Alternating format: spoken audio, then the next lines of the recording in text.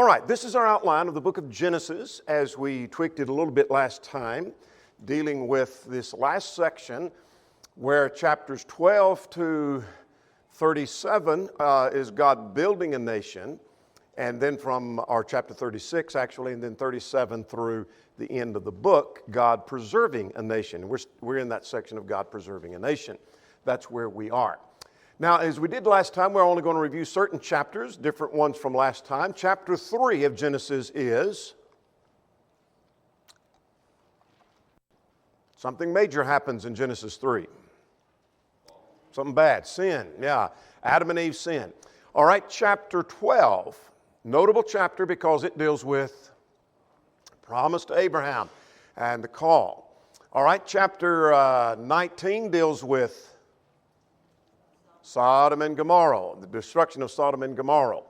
Chapter 21. Yeah, somebody said birth of Isaac. Very good. Chapter 25. Yeah, Abraham dies and we have the birth of Jacob and Esau. All right, chapter 37, last time. All right, Joseph is sold into Egypt. That's a key point because we're going to come back to that here in just a little bit on a time frame. Chapter 38. Yeah, Judah and Tamar. And then chapter 39 was Joseph sold to Potiphar, and he is tempted by Potiphar's wife. Now, we saw this last time, and I'm flagging this again for us to pay attention to. Watch for evidence of God's providence. We don't always know until we get to the end of a thing in the text. In our own lives, we don't always know, even when we get to the end.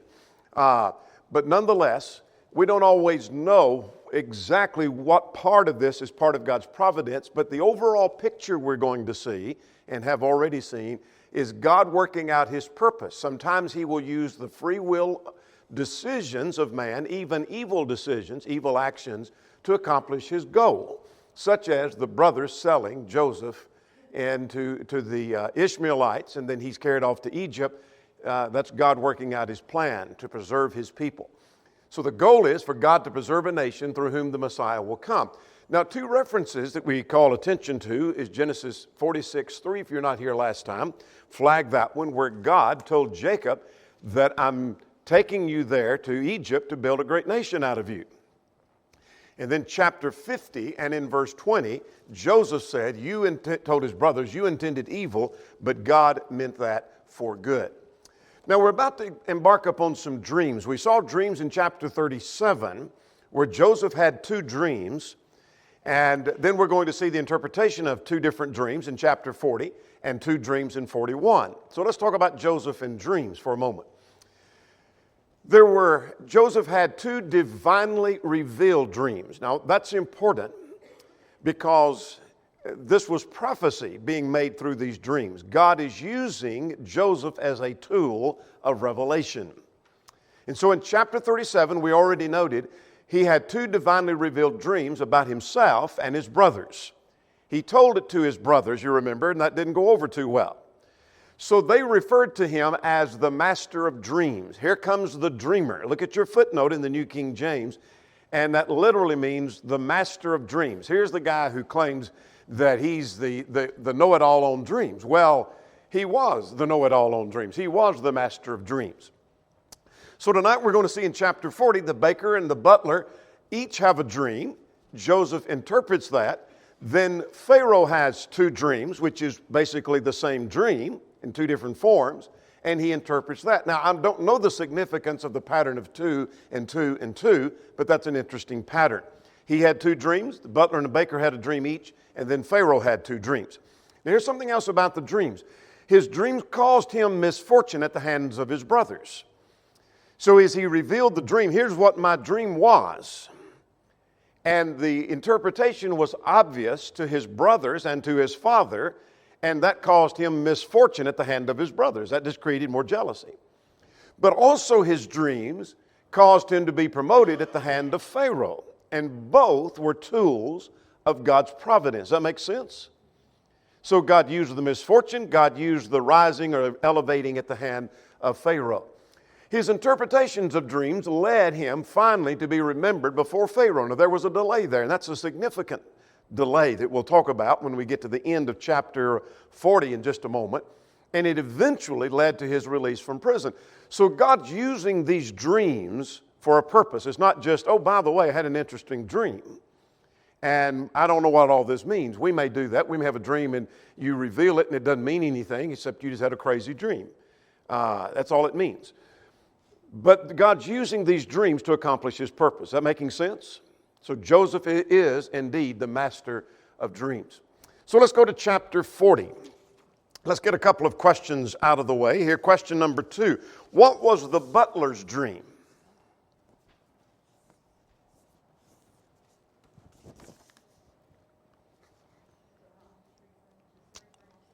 All right, he saw a vine with 3 branches, and he took some of the grapes and put it in Pharaoh's cup and gave it to him.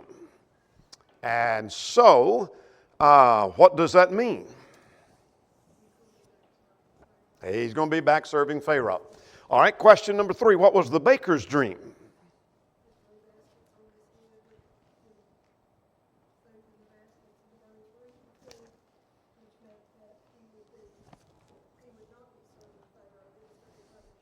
All right, he's not going to be served, he's going to be hanged. And so that's exactly what happened. So let's work through chapter 40 now. Here's what happens in chapter 40. Pharaoh's butler and baker are put into prison and they had dreams. Exactly what they did, we're not told. I take it that the baker that's mentioned here must have done something more severe than the butler did. And that's a matter of conjecture because of the end result of the two men. We'll get to that a little bit later. But let's start there at verses 1 to 3. It came to pass that after these things that the butler and the baker offended their lord the king, and Pharaoh was angry with them, and the text says that he cast them into the custody of the captain of the guard in the prison, the place where Joseph was confined. Now what's interesting is that not only was Joseph there, but what did we see at the end of chapter 39? Joseph was confined there.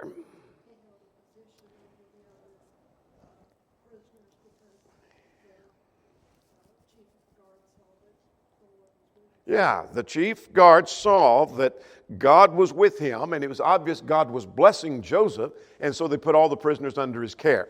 And so the butler and baker are going to be under his care, according to verses 1 to 4. So he charged Joseph with them, and he served them, and they were in custody for a while. Now let's stop and talk about time for just a moment.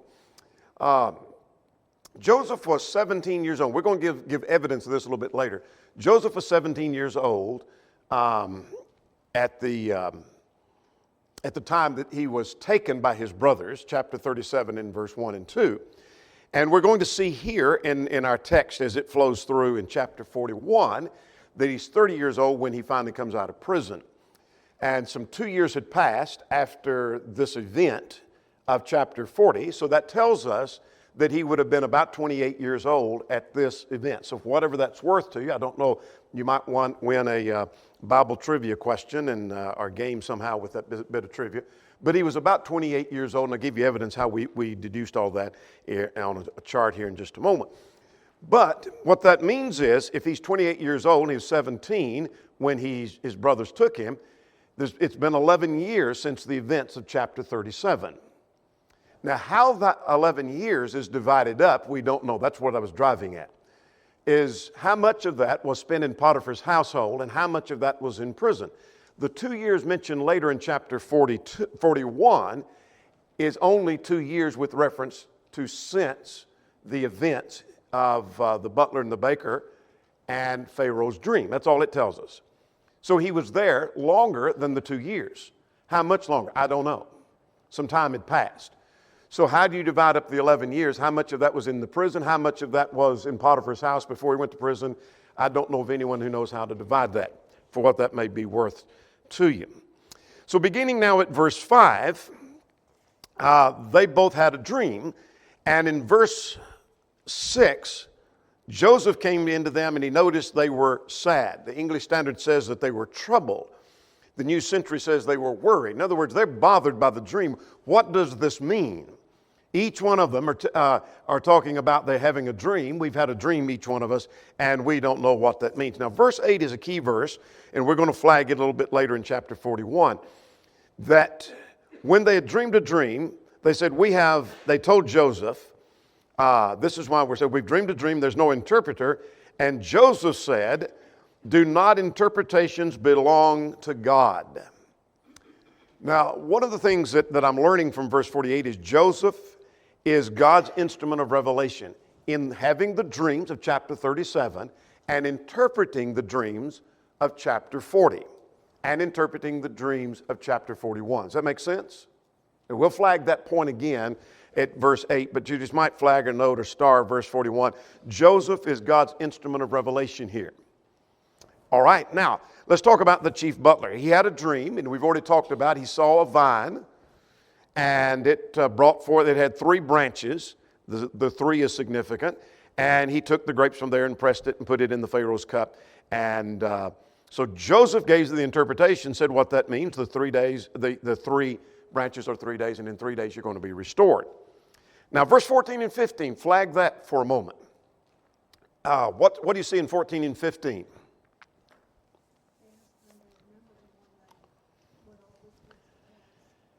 Yeah, let's just pretend you haven't read further. You don't know how this story turns out.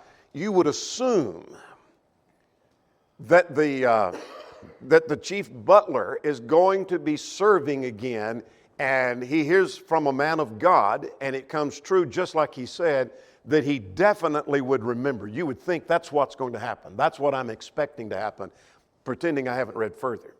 So look at verse 14. He said, please remember and show kindness to me and make mention of me to Pharaoh and get me out of this house. Later it's called a dungeon or a pit in chapter 41. For indeed I was stolen. New American Standard said I was kidnapped out of my land of the Hebrews, and I have done nothing that I should be in this dungeon. So here I am in this pit, this dungeon. I'm in this prison. Please remember me. He begged of him, please remember me. We'll say something more about that in a moment. Now then, the baker's dream is very similar to that. And as we've already mentioned in answer to question number 2 or 3, he saw the 3 white baskets on his head, all kinds of goods, and the birds came and ate of that, and Joseph gave his interpretation that what that means is within 3 days, your head will be taken off, and you'll be hanged in the trees, and the birds will eat your flesh. Now, what's interesting to me is the baker came in, and look at verse 16. He saw that the interpretation was good with the butler, and so he thought he was going to get one too. And so since that one went well, that interpretation, I'd like to hear what mine represents. Well, he's not so glad to hear that now. But verse 20 through 23, what happens? Last section of the chapter. It came true. Pharaoh has a birthday feast, and so he has everybody celebrating this great feast for all of his servants, and he lifted up the head of the chief butler and the chief baker. In other words, he brought them out of the dungeon and brought them out of the prison, and so he brings them and he restores one, that is the butler, and then he hanged the chief baker just as Joseph had interpreted them. Now, what does that tell you before we get any further about Joseph? Yeah, his interpretation came from God. We've already made the point back at verse 8 that Joseph is God's instrument of revelation. So this interpretation came from God. In fact, Joseph said that. He said, do not interpretations belong to God. And so, yeah, I'll tell you what it means. Here's what it means. It came to pass just like it said. Now, I would assume at that point, if I hadn't read further, when the butler saw it came true just like Joseph said, he definitely would remember him before Pharaoh. Now, verse 23. What does it tell you? He did not remember Joseph, but he forgot him. Now, let's make a point from verse 23. Every time I go through this story, when I get to verse 23, I'm disappointed at that point. I try to read, as I just mentioned, pretending as if I haven't read ahead. And when I get to that point, I'm disappointed at the butler, aren't you? Here's a very powerful lesson. You might make a note on this. Timing means everything in providence. Timing means everything in providence. The delay of 2 years. You say, where'd you get the 2 years? We're about to get to that at verse 1 of chapter 41. The delay of 2 years may have worked far better than had he remembered immediately. Does that make sense? You see, what I was wanting him to do as I read through the story is rush out and tell Pharaoh, let me tell you before you do anything to restore me, I've got to tell you about this man in prison. How far do you think that may have gone with Pharaoh? Pharaoh has no reason to need to listen to Joseph. He has no reason he needs to respect Joseph. It's not until Pharaoh has a dream and can't figure it out and he's troubled that suddenly, oh, I forgot to tell about that. Let me tell you about this man. So again, this is a powerful point. That timing has everything to do with providence. The delay of 2 years, that's a long time. He's sitting in prison, rotting away for 2 years. The delay of 2 years may have worked far better than had he remembered immediately. Now let's get a practical lesson out of that. It may be that I'm praying for something and I'm disappointed at the delay, but the delay may work far better later than it would right now. Does that make sense? There may be things that I'm disappointed that so-and-so did this, and yet that may end up being a tool that God uses to accomplish something greater. Does that make sense? May not have been ready. Joseph may not have been ready. Pharaoh may not have been ready to accept him. God's working it out. And so God's going to use this delay. Does that mean God caused the butler to forget? I don't think so. He uses the forgetfulness of him to accomplish his purpose. All right. That's a powerful point, I think, that needs to be made. I learn more about providence the more I study the cases of providence scattered throughout the Scriptures. All right. Let's go to chapter 41 now. Now, Pharaoh has dreams. And so now, verse 41, Pharaoh has 2 dreams, verses 1 to 8. We'll get to what that, but I want to flag at verse 1 at the end of 2 full years. Those 2 years are going to help us with some timing. So 2 years have passed since he interpreted these dreams. The butler is out doing his duty and serving and has forgot all about Joseph. No, he hadn't forgot all about him. He forgot to remind Pharaoh about him. 2 full years had passed. All right? So Pharaoh goes to sleep one night and he has a dream. What's his first dream? All right. The first one had to do with 7 fine-looking fat cows feeding in the meadow, and then there were 7 other cows who came up, and they were ugly, gaunt, and they stood by the river, and the ugly, gaunt cows did what? They ate the fat cows, but when they got through, you couldn't tell it, could you? In other words, they didn't explode up and become big, which you'd expect. And so he awoke. Verse 5, he fell asleep again, and he dreamed a second dream. What was this dream?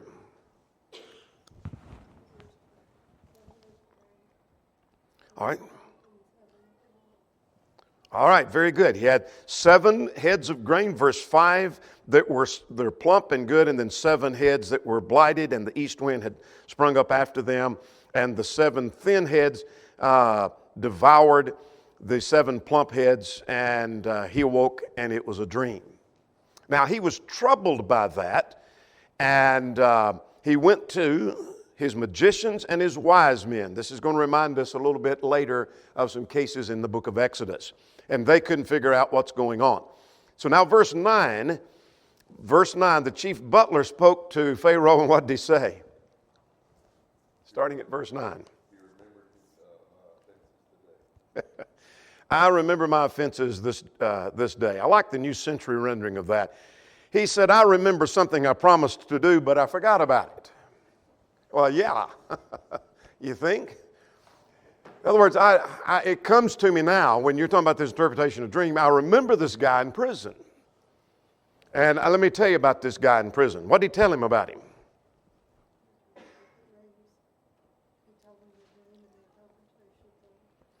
Yeah, he said he's a young Hebrew, and each of us, do you remember, and I'm going to paraphrase, do you remember when the the baker and I offended you and you put us in prison and we were there and here was the two dreams we had and there was this young Hebrew there. He interpreted those for us and it came true just according to his, as he had said, just exactly like that. And he was restored, I was restored and you hung the other guy and just like the interpretation said. Let me tell you about this guy. All right, now let's start at verse 14.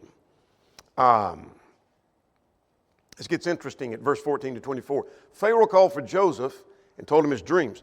But look at verse 14. He brought him hastily out of the dungeon. Now, we've already mentioned dungeon. What's interesting, that's the same word that's used in chapter 37 for the pit that Joseph was put in. Is that a play on words? Maybe. Some suggest maybe that's a play on words, that he was cast into the pit by his brothers. He's lifted out of the pit by Pharaoh. Make sense? Maybe. I'll leave that for you to decide. He shaved himself and changed his clothes and went in before Pharaoh, and so Pharaoh tells him the problem. Now look at verse 16. He said, I've dreamed and no one can interpret it. Look at verse 16. You might make a marginal note to see 40 and verse 8, because over at 40 and verse 8, if you made a note, Joseph is God's instrument of revelation. Remember that? All right, we're flagging that again. He says to Joseph, it is not me, God will give Pharaoh an answer of peace. Now, you've been told I'm an interpreter of dreams. Well, I can do that, but it's God telling me that. I am the instrument of God's revelation. Making sense? All right. So he told him the dream. And we won't go through all the dream. Here's what happened with the cows, and here's what happened with the heads of grain.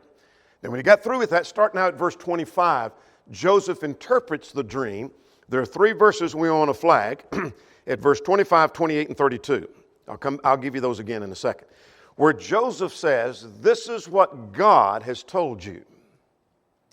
So what that tells me is verse 25, 28, and 32. We're going to look at each one of those. That this was a divinely induced dream, or dreams, plural. Make sense? It's not that Pharaoh had a dream, he ate too much sweet stuff and he got to dreaming one night and it was just a wild, crazy dream, but this was a divinely induced dream. How do I know that? 25. The dreams of Pharaoh are one. Those two dreams mean the same thing. God has shown Pharaoh what he's about to do. God's telling you something. All right? And so he goes back and relates with reference to the cows. And we'll talk about what that means in a moment. But verse 28, this is the thing that's spoken to Pharaoh. God has shown Pharaoh what he's about to do. Third time, look at verse 32. And the dream was repeated to Pharaoh twice. In other words, why didn't he just give him one dream? Because the thing is established by God, and God will shortly bring it to pass. He told him three times, this is God's revealing a message to you. It's about to take place. It's about to take place soon. All right, what did the dream mean? I'm calling it dream singular because Joseph said your dream, two dreams are one, meaning the same thing. So what's the point of the dream?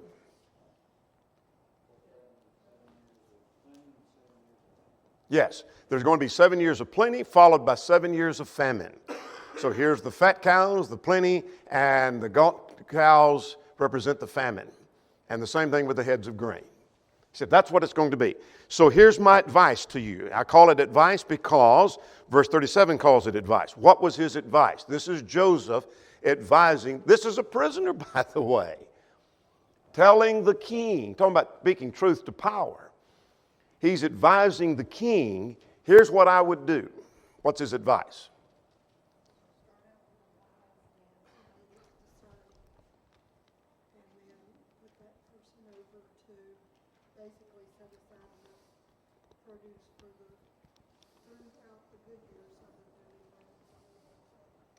All right.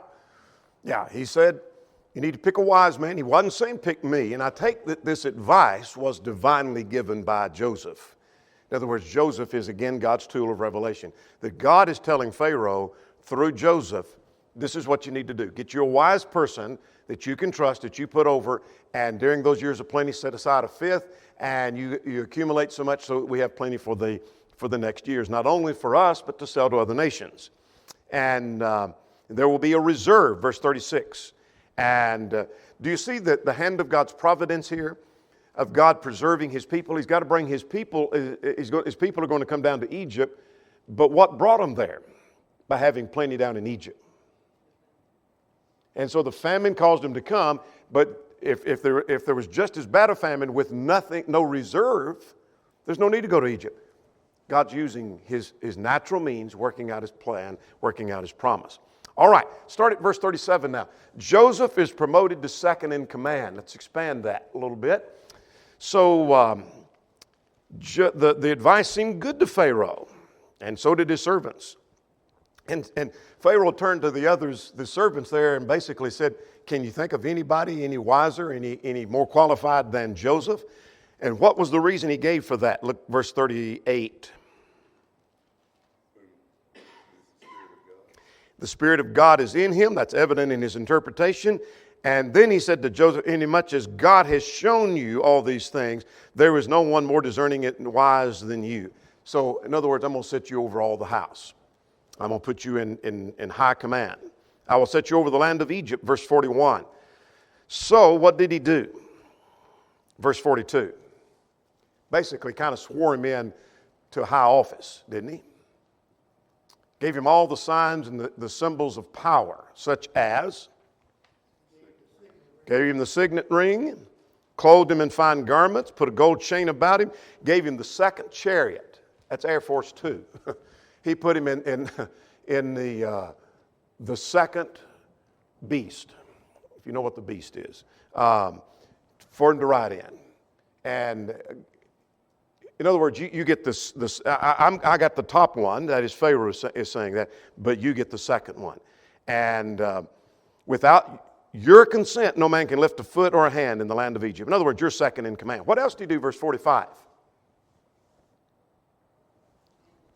Changed his name, Zaphnath-Paaneah, which means, we don't know for sure, this is Egyptian, probably it's Egyptian for, as the footnote suggests, God speaks and He lives. Well, it must have had something to do with the fact that Joseph could interpret the dreams. So God, I'm giving you a name, I take it that He's saying, I'm giving you a name that says, God speaks through you and we're going to live. Had God not spoke through him, they might not have gathered in the 7 years of plenty. So God's going to speak. And so He gave him a wife, Asenath, and she was the daughter of Potiphera, the priest of On. And so Joseph went over all the land. Now, here's a verse you need to flag again, might underline, that he was how old?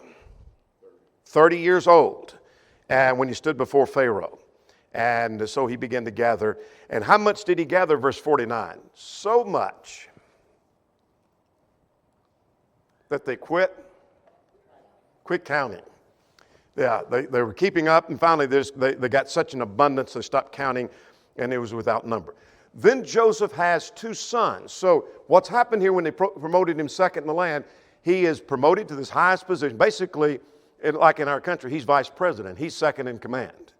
And he's gathered all the food for the 7 years, during the 7 years of plenty. He and his wife have two sons, and the first one was named, what does it mean? What does that name mean? Yeah, it's forgetfulness. Or the idea of making forgetful, because God made me forget the toil of all my father's house. In other words, all the troubles I had with my brothers. Then the second son's name was Ephraim, and it simply means fruitful, because God's made me to be fruitful in the land of my affliction. So God took care of me. I had trouble at my father's house. They sent me off. They sold me, and I've gone to a foreign land, and God's made me fruitful. And here I'm sitting, second in command. And so, what happens now? Well, the people of Egypt and other countries come to Joseph to buy grain. So we see You had 7 years of plenty. And now, after 7 years of plenty, the famine starts. And it fell over all the land, but there was bread in Egypt. So in other words, it took a little while before the famine hit Egypt hard. Does that make sense? It's hitting other countries first. Finally, there's a famine over all the face of the earth, and Joseph opened the storehouses and sold to the Egyptians, and the famine became severe in the land of Egypt, and so all the countries came. And so we now have a cause for the people from Canaan to come, and that's what we're going to get into next. Questions or comments? Well, it's interesting that you almost think that Pharaoh, he knew that he was innocent from the beginning about his wife, because it just seems like he would have, that's just hearsay. Yeah. I think Potiphar knew that. I think there's indication that Potiphar knew that indeed his wife was a lying woman. I think it's interesting that Joseph has his children the year of the famine comes. That's an awful lot of, Joseph knew 7 years, and then there's this famine, and yet he has children, and that's a lot of trust in God. Yeah. To have children that know there's a famine. It's going to be okay. Yeah, if you knew we're about to have 7 years of famine and you don't think God's going to take care of you, that's not a time to have kids. All right, let's go to 42 now. We've got to get through 42 and 43. So if we see if we can do that. Joseph's brothers go to Egypt now, and they return without Simeon. So when Jacob saw there was grain in Egypt, in other words, he got word they've got plenty over there in Egypt, he said to his sons, "Why do you look at one another?" In other words, it's time for action. In other words, I gather that things are getting thinner and thinner in the food supply in Canaan, around Hebron where they are. And the brothers are just kind of standing around looking at one another like, what are we going to do? What are we going to do? And so their daddy says, why keep looking at one another? Let's do something. You go off to the land of Egypt. Now we'll come back to verses 1 to 5. Just a little trivia here. They are in the land of Canaan up here at Hebron, and have got to make a journey all the way to Ramses over here in Egypt. That's 200 to 300 miles. According to Logos, which you can only measure in a straight line on Logos, from Hebron to Ramses is 200 miles. So by the time you add some of the curves, let's add another 100 miles just for kicks. And some have suggested probably a 2 to 3 week or longer, maybe a month trip. So let's be generous and say it took them a month. It takes them a month to get down there to get their grain, and then it takes them a month to get back. There's 2 months, or at least 6 weeks of travel to get there and back. And they got to make 2 trips before we're through. Does that make sense? All right. So it's a little bit of a journey, a little bit of trouble for him. But he sends his 10 sons, and remember there's 12 sons, so where are the other 2? There's Joseph and Benjamin still at home. He was left back, according to verse 4. And so he sent them off to get their grain. Now Joseph recognized his brothers and he tested them. Before we work through that, let's put some time frame together. How long has it been since his brothers sold him? Been 22 years. And we base that on he was 17 according to chapter 37. You follow the math here. And you can correct me, your mathematicians can correct me if I'm wrong, but I think I'm right. He was 17 when he was sold. He was made ruler over Egypt at age 30, according to the passage we just flagged a moment ago at verse 46. Now that 30 minus the 17 means at that point it had been 13 years. And we're going to come back to that. Let's go back up here and add some information. I said we'd tell you how we got to this. The butler was restored 2 years before Pharaoh's dreams. That means he was 28 at the time he interpreted the dreams. Make sense? That's how we got that 28 years of age back in chapter 40. Now back to the storyline here. Joseph said after this, at the age 30, he said there's going to be 7 years of plenty. So we got to add 7. Now we got to get ahead of ourselves to chapter 45 and verse 6. When Jacob finally comes, the famine has been going 2 years. Is that 2 complete years or partial years? We don't know. So 7 plus 2 is 9, and you got to add the 9 to the 13 we already had. That comes up with 22 years, approximately. Some say 20, some say 21, some say 22. But it's depending on whether or not those 2 years are 2 full years. Make sense? So my point here is, Joseph, last time they saw him was 17. You think of seeing a 17-year-old and he's 39 the next time you see him, you probably will not recognize him. Yes, ma'am. When he was thrown in that pit, he was a kid, Right. and no doubt he was wearing that coat of many colors, but still, what you would wear out as a shepherd. Now he's the second in command in Egypt. That'd be like taking a homeless person and turning him into the president of the United Yeah. States and seeing if you recognize him. He's going to look a lot different. Yes. His brothers were older, which made it easier for him to recognize. That makes sense? So some have raised the question, how did he recognize them, but they not recognize him? Because he's going to change more than they would have because they're older. So somebody that's 30 years old and you don't see them for 22 years, you may come near recognizing them than you will that 17-year-old after 22 years. Making sense? Likely. There's some conjecture there I recognize. All right. He'd be dressed as the Egyptians. That's a very different style. Yes. They wouldn't have even put that together. Plus, they're not expected to see him because they sold him as a slave. You don't expect to have a slave in charge of a country. Right, right. Now let's look at verse 36, chapter 42, verse 6 now. Joseph was governor over the land and this sold to the people of the land, and Joseph's brothers came and bowed down before him, their faces to the earth. Now you stop and think about that. And Joseph saw his brothers and recognized them. Now stop and footnote. We have no record or evidence that God had revealed to Joseph they would be coming. I hadn't thought about that till this study. Maybe God did, but we have no record of it. And I'm going to go with the fact we have no record. We have no evidence that God had warned him they were coming. Perhaps this is as much a surprise to Joseph as it was to his brothers. One writer said this is maybe just as much a test of Joseph and his faith as it was his brothers. Maybe. I'll leave you to decide that. So he asked him, where did you come from? And Joseph recognized his brothers, but they did not recognize him. And we've given reason why that would not perhaps be the case. And he remembered the dreams which he had dreamed. Well, obviously so, because they're bowing down before him. And he had told them that. I would have been tempted if I were Joseph. Hey, by the way, you remember your brother telling you about a dream? Well, he doesn't do that. Now, look at verse 9. He remembered the dreams, and he says, you are spies. Now, some make a play again on words. I don't know that the play on words are always there in the text, but they may be.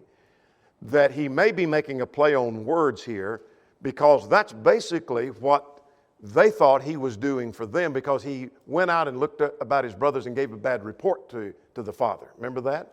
Chapter 37, verse 2. And he said, you are spies and you came to see the nakedness of the land. Well, the nakedness of the land is not a term we use that we wouldn't say, you know, Russia's got some spies or China's got some spies over here, and I think they're looking for the nakedness of the land. If you heard that on the news, you'd say, I'm not sure what they're talking about. It has to do with the vulnerable part. The New American Standard translates that the undefended parts of the land. There are certain areas of the land that's more protected and defended than others. And your spies looking out for the unprotected area that you're seeking to invade. Now, he recognized his brothers. He didn't really think that, but he's going to have a reason to hold them, and that's what he's after. And so verse 7 says, he spoke roughly to them. A lot of discussion about what that means. What does it mean he spoke roughly to them? Well, I think the roughly, and commentators go everywhere speculating what he must have said. So what does it mean he spoke roughly to him? I think the context, verses 9 to 14, shows what it was. In other words, he accused them of being spies and said, you come to see the nakedness of the land, and they denied that. And to quickly get through with this chapter, and we're not going to get through with chapter 43, obviously, but he said, I want to send one of you back to go get take food and go back and get your other brother as a test, if you're telling the truth and you're honest. And then he put him in prison for 3 days. Now, what was the purpose of the 3 days? Perhaps the 3 days was to give him time to decide what he was going to do and how he's going to handle this, because after the 3 days, he has a different plan. How'd the plan change? Instead of sending one back, we're going to keep one and send the rest of you back. A number of reasons may be to carry enough grain back for his dad and for the others in the family, etc., for all the tribes. Maybe a number of reasons. But notice at verse 18, do this and live, for I fear God. Now that seems strange to throw in the fear of God right here. Do this, what I'm about to tell you, and you will live and you will not die if you'll do what I tell you, for I fear God. Now, what does that have to do? What it has to do, I think, with what he's just said is the fact that I fear God is the reason I'm not killing you. The reason I fear God is the reason that I'm not mistreating you. My fear of God is the reason I'm trying to preserve you and your family, and rather than retaliate. Make sense? He's second in command. He could have taken their heads off if he wanted to, but he didn't do that. Why? I fear God.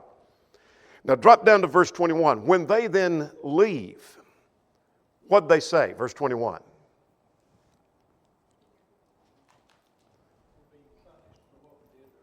Yeah, we're being punished for that. With anguish of soul, he pleaded with us. Tells me they were callous. And it took a while for them to finally reach this point, didn't it? And so, he kept Simeon back. Look at verse 24. He turned away and wept. And then when he came back, he talked with them, and he took Simeon from them and bound him before their eyes. Why Simeon? I don't know. Some speculate he may have been the ringleader in the group back in chapter 37. He may have been. I don't know. But maybe that's why he kept him, that I'll keep him here. He's the ringleader. Or it may have been that he thought this is one of the brothers they all care about, and they'll come back for him. Maybe that's it. But he had a motive in keeping him versus the others. Now then, let's see if we can finish 42. I'm not going to make my goal of getting through 43. The brothers returned to the father, and what two things happened right here. On their way back, they stopped to get some grain out, and one of them found his money, and what was the reaction? His heart sank, it fell.